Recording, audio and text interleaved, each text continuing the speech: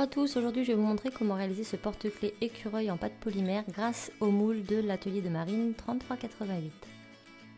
Donc il vous faudra bien sûr ce moule en question, je vous mettrai la référence en partie plus information.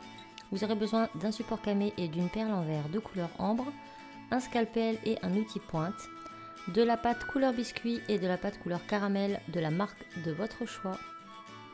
Je vais également utiliser de la colle glue et un clou à tête plate ainsi que des pastels secs et un pinceau. Donc je commence par réaliser mon écureuil grâce au moule. Donc je mets la pâte au centre du moule, puis je vais étirer vers l'extérieur de mon moule en allant donc du centre vers la tête, les pattes et la queue.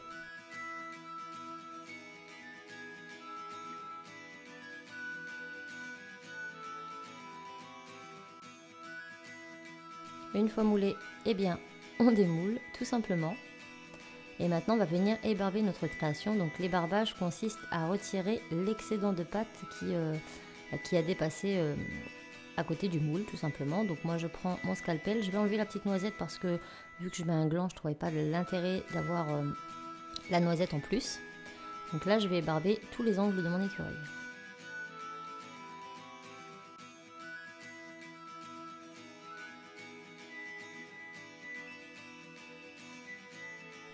Une fois que l'ébarbage est terminé, avec un outil pointe ou un cure-dent, je vais venir adoucir les bords.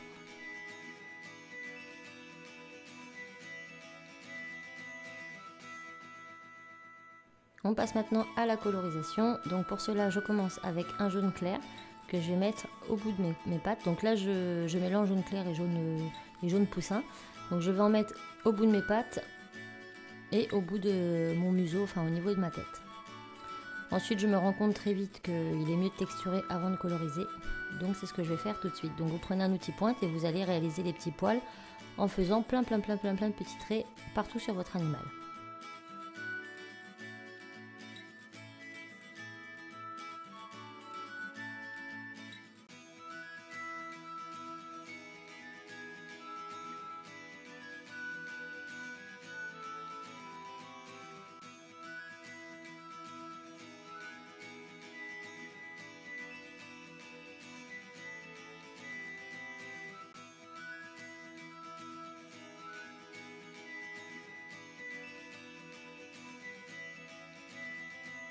Et maintenant on peut continuer de coloriser. Donc comme je disais, en jaune clair pour le bout des pattes et la tête. Donc principalement le museau, mais vous pouvez en mettre sur toute la tête, de toute façon ça sera recouvert après par d'autres couleurs.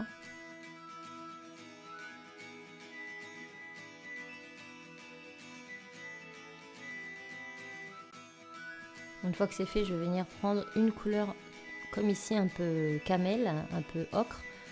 Et je vais donc repasser sur ces endroits sans faire l'extrémité des pattes et l'extrémité du museau qui vont rester jaunes. Donc cette couleur, je l'applique sur l'entièreté de mon corps.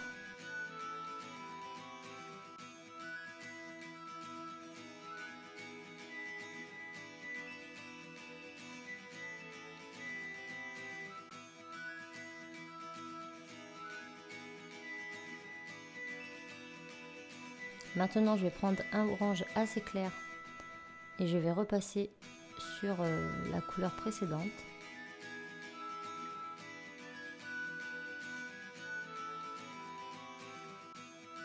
En insistant un peu plus sur le corps et la queue.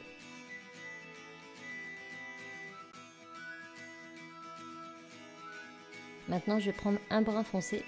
Et ce brun va me permettre d'assombrir un peu les bords au niveau de la queue, du dessous de l'animal et entre les pliures, donc les pliures qui se trouvent entre le corps et la queue, entre les pattes, et ça va nous permettre de créer un petit effet d'ombre et ça va permettre de donner un peu plus de relief et de profondeur à la création.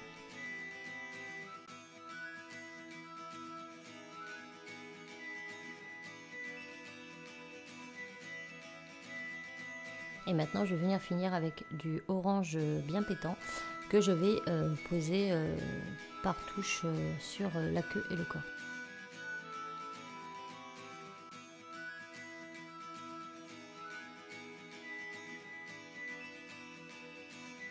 Et voilà, mon écureuil est terminé, donc je vérifie bien qu'il va bien sur mon cabochon. Donc c'est essayer de prendre un cabochon à peu près de la même taille que votre écureuil et maintenant on va passer au gland. Donc là je prends de la couleur caramel. Je vais venir prendre ma perle en vert et j'insiste bien sur en vert parce que ça va passer au four. Là j'ai pris une couleur ambre, vous prenez la couleur de votre choix. Et ensuite je vais prendre une petite boule de caramel un peu plus grosse que ma perle. Donc, je vais vous montrer ici comme ceci. Donc maintenant je viens poser la perle au niveau d'un des trous, la pâte au niveau du trou. Et je vais venir tout simplement réaliser la coque de mon gland. Et maintenant avec mon scalpel, donc j'ai des petites marques sur mon scalpel à cet endroit qui va me servir à texturer le dessus de mon gland. Donc si vous n'avez pas de scalpel comme celui-ci, vous pouvez faire des traits tout simplement avec un cure-dent, ça fera également l'affaire, mais je trouvais que cette texture était plutôt sympa. Donc là je vais en faire partout sur le gland, enfin le dessus du gland.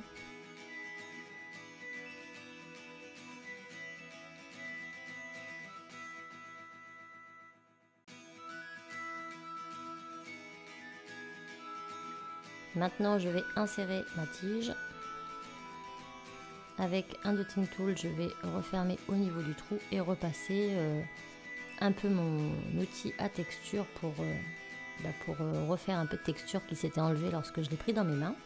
Et maintenant on va rajouter un tout petit peu de couleur, donc juste pour donner un petit peu pareil de profondeur. Donc pour cela je vais prendre un brun foncé que je vais mettre un petit peu ici et là sur le dessus de mon gland. Et je vais aussi rajouter quelques touches de vert.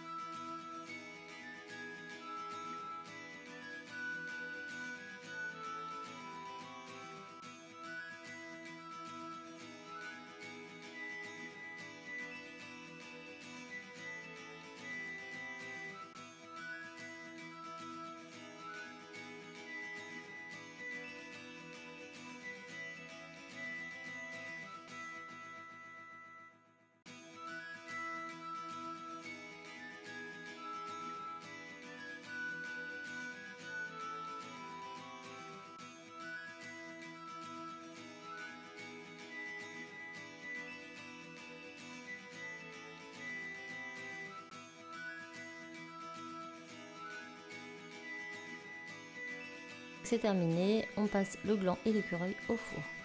Une fois cuit, on obtient donc ceci. Et notre écureuil, il est comme ça. Donc là, avec un Posca ou de la peinture acrylique noire, je vais tout simplement faire mon œil. Et ensuite, je vais venir vernir ma création.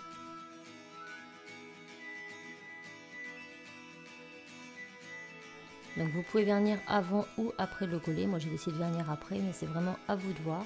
Donc ensuite, je colle tout simplement mon écureuil sur mon support.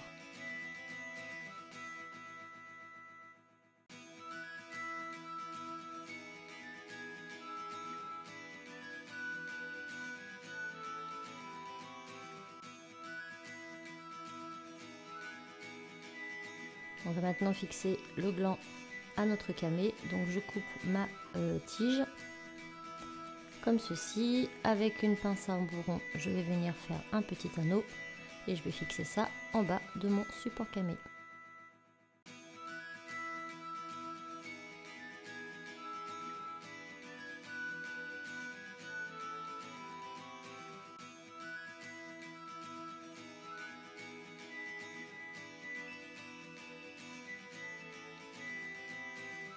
Maintenant on va monter le porte-clés, donc j'ai un nœud qui vient aussi de l'atelier de Marine, 3 gros anneaux et un porte-clés. Donc je prends mon premier gros anneau, je l'écarte et je l'insère à l'extrémité d'un nœud, comme ceci, puis je mets le porte-clés et je referme. Je viens prendre un second anneau, je l'écarte, je le mets en bas cette fois-ci.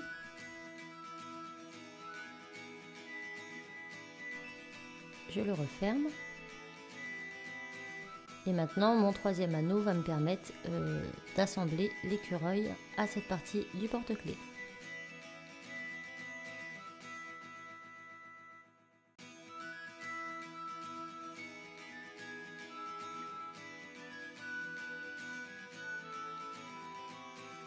Donc entre temps, j'ai verni le tout et voilà ce que ça nous donne. J'espère vraiment que ce tuto vous aura plu. Moi je vous fais tout plein de bisous et je vous dis à très vite pour un autre tuto. Bye!